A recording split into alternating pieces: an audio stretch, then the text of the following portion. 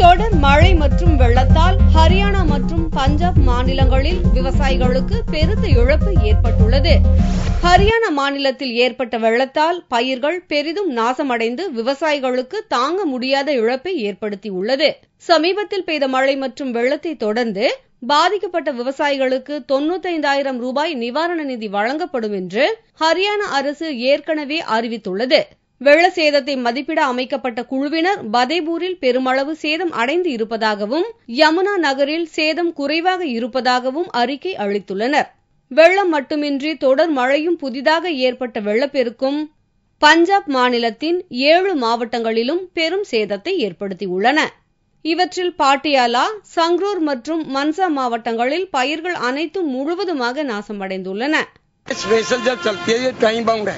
यार फतेहाबाद से भट्टूर जा रहा है, ये विद इन 9 आवर लोड करवानी पड़ती है. बिंदा सुपरविजन एफ से स्टाफ लोड करवा रहा है. तो नहीं, ये जो गीली कनक हो रही है ये गीली भेजी जाएगी? नहीं, गीली नहीं है, ये सारा जाया गिल्ला जो सुखा के जाया. ये जो है टाइम बाउंड है ये, और एफ से अपनी सुपरविजन में लोड करवा रही है. இவ்வாண்டின் பருவமழை வழக்கத்துக்கும் மாறாக உத்தரப்பிரதேசம், மத்திய பிரதேசம் உள்ளிட்ட இந்தியாவின் பல்வேறு மாநிலங்களிலும் பெரும் சேதத்தை ஏற்படுத்தியுள்ளது.